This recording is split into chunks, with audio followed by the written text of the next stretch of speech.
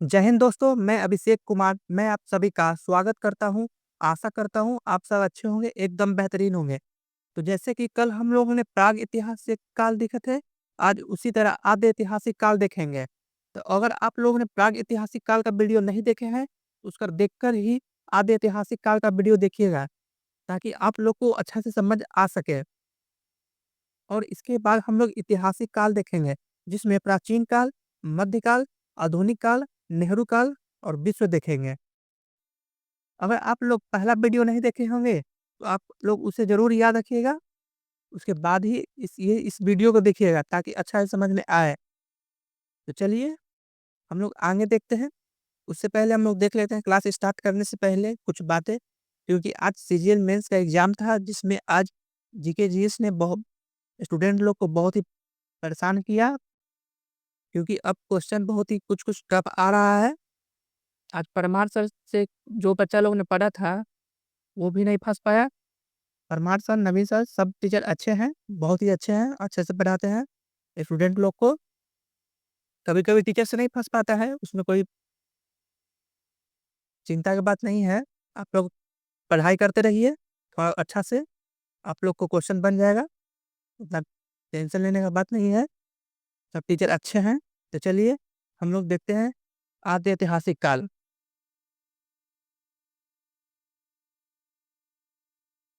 इस काल में मानव द्वारा लिखी गई लिपि को पढ़ा नहीं जा सकता था, किंतु लिखित साक्ष्य मिले हैं। इस काल में जानकारी का स्रोत भी पुरातात्विक साक्ष्य ही है। तो जैसे कि प्रागैतिहासिक काल में ना लिखा गया, ना पढ़ा गया। इसी तरह आद्य ऐतिहासिक काल में लिखा गया, लेकिन पढ़ा नहीं गया। तो आप लोग आद्य ऐतिहासिक काल अच्छा से समझ गए ना? चलिए, तो आगे हम लोग देखते हैं, इसमें सिंधु सभ्यता को रखते हैं। तो चलिए, हम लोग सिंधु सभ्यता को देखते हैं। यह सभ्यता सिंधु नदी के तट पर मिली है। जो सिंधु सभ्यता है ना, ये सिंधु नदी के तट पर मिली है, इसीलिए इसको सिंधु सभ्यता कहा गया है। इसीलिए इसे सिंधु सभ्यता कहा गया है। चलिए देख लें हम लोग। इसकी जन इसकी जानकारी के लिए सबसे पहले खुदाई हड़प्पा से हुई थी। अतः इसे हड़प्पा सभ्यता भी कहते हैं। जो सिंधु सभ्यता है ना, इसे हम लोग हड़प्पा सभ्यता भी कह सकते हैं। तो आप लोग बताइए, सिंधु सभ्यता आप लोगों को समझ में आ गया ना अच्छे से? जो रेड पॉइंट हम लोग लिखे हैं ना, उसको आप लोग ज़रूर याद रखिएगा, क्योंकि एसएससी ना बहुत ही ऐसा क्वेश्चन देता है, इसीलिए मैं आप लोग के लिए जहाँ-जहाँ इम्पोर्टेंट लगा उसको मैंने रेड में अंडरलाइन कर दिया है। तो चलिए, हम लोग आगे देखते हैं। सिंधु सभ्यता की जानकारी चार्ल्स मेसन ने दिया था। जो सिंधु सभ्यता है ना, उसकी जानकारी चार्ल्स मेसन ने किया था, जबकि संरक्षण किया जाता है ना, वो जेम्स कनिंघम ने किया है। जो ये सिंधु सभ्यता 13 लाख वर्ग किलोमीटर में फैला हुआ है। जो ये मैं बार-बार बोल रहा हूँ, ये जो रेड में अंडरलाइन किया हुआ ना, इसको आप लोग ज़रूर याद रखिएगा, क्योंकि एग्ज़ाम में अक्सर ये सब पूछा जाता है, क्योंकि मैं भी एग्ज़ाम देता हूँ। मैं सेलेक्टेड नहीं हूँ, आप लोग को बताया था पहले। मैं खान सर का स्टूडेंट हूँ और खान सर से पढ़ा हूँ। उसी तरह आप लोग को ईज़ी मेथड में आप लोग को हिस्ट्री की क्लास दे रहा हूँ, ताकि आप लोग को अच्छा से समझ में आ सके। तो चलिए, हम लोग आगे देखते हैं। सिंधु सभ्यता का नामकरण जॉन मार्शल ने किया था। जो ये सिंधु सभ्यता है ना, इसका नामकरण जॉन मार्शल ने किया था। तो आप लोग बताइए, मैं जो पॉइंट्स लिखा हूँ, आप लोगों को जो समझ में आ रहा है या नहीं? मैं मैं विश्वास करता हूँ आप लोग को ज़रूर समझ में आ रहा होगा। तो चलिए, आगे देखते हैं हम लोग। सिंधु सभ्यता की पहले खुदाई, ये खुद लिखा गया, इसके लिए सॉरी, यहाँ पे खुदाई समझ लीजिएगा आप लोग। सिंधु सभ्यता की सबसे पहली खुदाई दयाराम साहनी ने किया था। ये जो सिंधु सभ्यता है ना, इसके सबसे पहले खुदाई दयाराम साहनी ने किया था। इसका जो आकार है ना, त्रिभुजा का ट्रायंगल में है सिंधु सभ्यता का। तो आप लोग ये सब ज़रूर याद रखिएगा। अक्सर ये सब एसएससी एग्ज़ाम्स या रेलवे एग्ज़ाम्स या कोई भी एग्ज़ाम, जैसे डिफेंस ले सकते हैं, एयरफोर्स, नेवी, ये सब में पूछा जाता है। तो चलिए, आगे देखते हैं। सिक्का, कॉइन्स हम लोग देख लेते हैं। सिक्के का अध्ययन न्यूमिस्मेटिक्स कहलाता है। देख लेंगे हम लोग। ये न्यूमिस्मेटिक्स है ना, जो इंग्लिश में भी समझ आप लोग को हेल्प करेगा। टेराकोटा का सिक्का मिट्टी का बना था, या सिंधु सभ्यता में बना था। जब टेराकोटा का सिक्का था ना, ये मिट्टी का बना था, जो कि ये सिंधु सभ्यता में बना था। मौर्य काल के समय पचमार्क सिक्के का प्रयोग हुआ था। सिक्के पर लिखावट नहीं होती थी, केवल चित्र बना हुआ था। यह पहले धातु का सिक्का था। जो ये पचमार्क सिक्का है ना, ये सबसे पहले धातु का सिक्का था और ये इस पे चित्र बना रहता था। इस पे कुछ लिखा नहीं, जैसे कैसे अभी के पैसा में लिखा रहता है 500 या 20 रुपीज़, 10 रुपीज़, ये सब कुछ नहीं लिखा रहता था। उसमें ये चित्र बना हुआ रहता था। तो चलिए आगे हम लोग देखते हैं। सीसा का सिक्का सातवाहन काल में प्रचलित है। सातवाहन काल हम लोग देखेंगे ना, उसमें शीशे का सिक्का आएगा। इसीलिए आप लोग को पहले ही थोड़ा-थोड़ा बता दे रहे हैं ताकि उसमें बहुत ही अच्छा से आप लोग को समझ में आए। सडनली कुछ नया ना लगे, इसीलिए आप लोगों को पहले ये सब बता दे रहा हूँ। तो देख लीजिए आप लोग, शीशे का सिक्का सातवाहन काल में प्रचलित थे। तो चलिए आगे हम लोग देखते हैं। पहली बार सोने का सिक्का यूनानी शासकों द्वारा प्रचलित किया गया था। तो पहली बार जो सोने का सिक्का था ना, यूनानी शासक द्वारा प्रचलित किया गया था। तो चलिए आगे देखते हैं। सर्वाधिक मात्रा में तथा अधिक अशुद्ध सोने का सिक्का गुप्त काल में प्रयोग हुआ। इस समय स्कंदगुप्त शासक थे। तो आप लोग देख लिए। तो ये जो मैं पॉइंट्स लिखा रहा हूँ, आप लोग जरूर इसको रट जाइएगा कहे तो। अगर आप लोग रट गए, अच्छा से समझ गए, तो एसएससी में आया हुआ हिस्ट्री का क्वेश्चन एक भी नहीं छूटेगा। इसी तरह इजी मेथड में ट्रिक के साथ स्टैटिक जीके भी क्लास ले रहा हूँ यूट्यूब पे, ताकि आप लोग प्लेलिस्ट में जाकर देख सकते हैं कितना इजी मेथड में है। अगर आप लोग को उस स्टैटिक जीके याद ना हो गए और क्लास, तो आप लोग अनसब्सक्राइब कर दीजिए। इसी तरह मैं पूरा स्टैटिक जीके ट्रिक के साथ आप लोग को कराऊंगा, ये मेरा प्रॉमिस है। और हिस्ट्री क्लास तो चल ही रहा है, और हिस्ट्री कंप्लीट होता है उसके बाद पॉलिटी देखेंगे, फिर जियोग्राफी देखेंगे, फिर इकोनॉमिक्स देखेंगे, उसके बाद साइंस देखेंगे। और पूरा इसी की तरह पूरा कंप्लीट आप लोग को करवा देंगे यूट्यूब पे, बहुत ही ईज़ी मेथड में। कहीं इसके बाद जाने का आप लोग को ज़रूरत नहीं पड़ेगा। और फिर टॉपिक वाइज़ आप लोग को क्वेश्चन भी करा देंगे, ताकि आप लोग को बेसिक टू एडवांस पूरा खत्म हो जाए और आप लोग एग्ज़ाम में बैठे तो क्वेश्चन बन पाए। मैं भी अभी एग्ज़ाम देता हूँ, कोई भी एग्ज़ाम अभी ज़्यादा कॉम्पिटिशन में आया हुआ और ज़्यादा दिन मेरा नहीं हुआ है, फिर भी 16 से 17 अभी सही हो जाता है। कभी-कभी 18-19 भी सही हो जाता है जीके। उसपे टाइम दिए हैं मैंने, इसीलिए इतना सही होता है। आप लोग का भी सही हो जाएगा अगर आप लोग पूरा पढ़ लेते हैं तो। तो चलिए आगे देखते हैं। चांदी का सिक्का गुप्त काल में प्रचलित सॉरी चांदी का सिक्का गुप्त काल में चंद्रगुप्त द्वितीय विक्रमादित्य के समय प्रचलित हुआ था। थोड़ा-सा आज 2 बज गया है, ये जो वीडियो भी बना रहे हैं ना, ये 2 बज रहा है, तो थोड़ा-सा नींद आ रहा है, इसीलिए कुछ छूटे तो सॉरी उसके लिए, माफ़ कर दीजिएगा आप लोग। तो चलिए देखते हैं। चांदी का सिक्का गुप्त काल में प्रचलित देखिए यही गलती हो जा रहा है, चलिए सॉरी। चांदी का सिक्का गुप्त काल में चंद्रगुप्त द्वितीय विक्रमादित्य के समय प्रचलित हुआ था। चलिए तो आगे देखते हैं। मयूर शैली का सिक्का गुप्त काल में समुद्रगुप्त के समय प्रयोग में लाया गया। इस सिक्के का प्रचलन गुप्त काल में सर्वाधिक हुआ। जो मयूर शैली का सिक्का था ना, गुप्त काल में समुद्रगुप्त ने प्रयोग सबसे पहले समय प्रयोग में लाया था। समुद्रगुप्त के समय प्रयोग में लाया गया था। इस सिक्के का प्रचलन गुप्त काल में सबसे ज़्यादा हुआ था। तो चलिए हम लोग आगे देखते हैं। आप लोग कमेंट्स में ज़रूर बताइएगा आप लोगों को कैसा लगा, जो मैं पॉइंट्स लिखा हूँ अच्छा से हर टॉपिक का, जो कि इम्पोर्टेंट है एसएससी एग्ज़ाम्स या रेलवे एग्ज़ाम्स या अदर्स के लिए। चलिए आगे देखते हैं। कौड़ी का प्रयोग भी गुप्त काल में हुआ था। जो कौड़ी रहता है ना, उसका प्रयोग भी गुप्त काल में हुआ था सबसे पहले। चमड़े का सिक्का हुमायूँ के शासनकाल में शिहाबुद्दीन ने प्रारंभ किया था। तो हम लोग हुमायूँ में देखेंगे ना, तो उसमें शिहाबुद्दीन आएगा, जो कि हुमायूँ को एक बचाया था यहाँ यूपी में है, वो नदी है वहीं पे। हम लोग आगे देखेंगे तो उसके बारे में अच्छा से जानेंगे। एक दिन के लिए राजा बनाया था ना शिहाबुद्दीन को, उसी में चमड़े का सिक्का ने ये लागू किया था, प्रारंभ किया था। उसमें हम हुमायूँ में जाएँगे तो शिहाबुद्दीन के बारे में हम लोग पढ़ेंगे अच्छा से। ये एक मछुआरा था, आप लोगों को पहले ही बता देते हैं। चलिए आगे देखते हैं।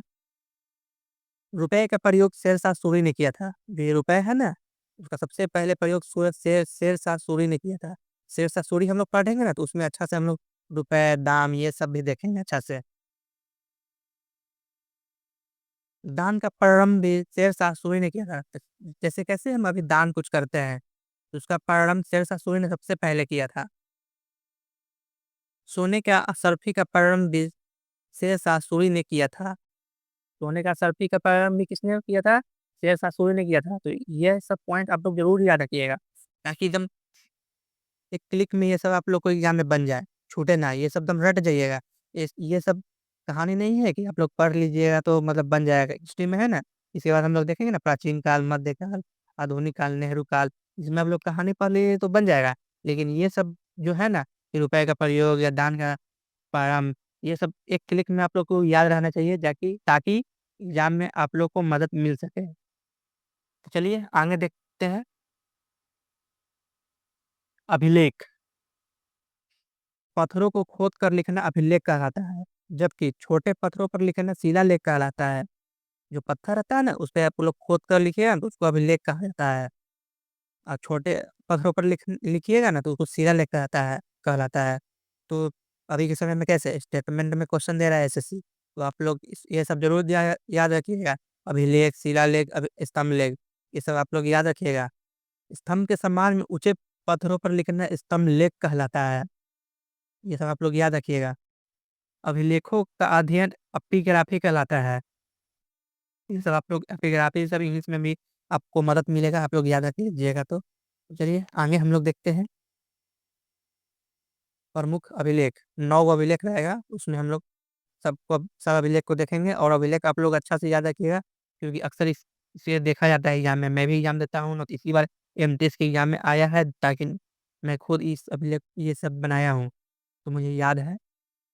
विश्व में अभिलेख लिखने का प्रारंभ इराक के शासक डेरियस ने किया था। तो ये अभिलेख लिखने का सबसे पहले प्रारंभ इराक के शासक डेरियस ने किया था। इसको आप लोग ज़रूर याद रखिएगा। पहला अभिलेख बगसगोई से मिला था। जो पहला अभिलेख था ना, उसे बगसगोई से मिला था, जो तुर्की एशिया माइनर में है। तो चलिए आगे देखते हैं, अभिलेख को हम लोग देख लेते हैं।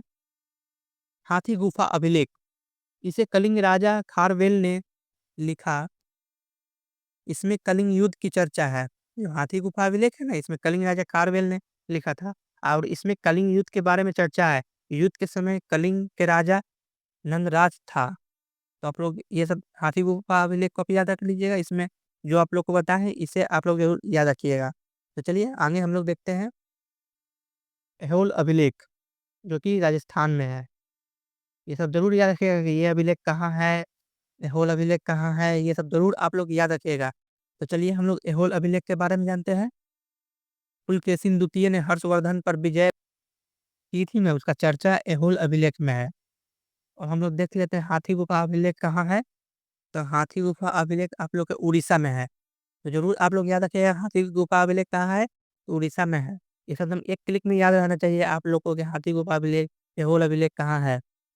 तो आप लोग हाथी गुफा अभिलेख देख लीजिए, और ऐहोल अभिलेख भी देख लिए। तो चलिए आगे हम लोग देखते हैं जूनागढ़ अभिलेख, जो कि ये गुजरात में है।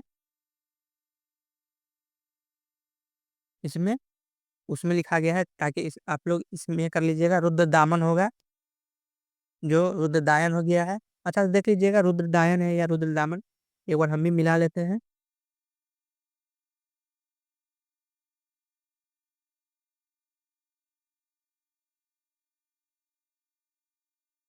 रुद्रदायन यहाँ लिख रहा है, लेकिन आप लोग देख लीजिएगा, रुद्रदामन होगा या रुद्रदायन होगा।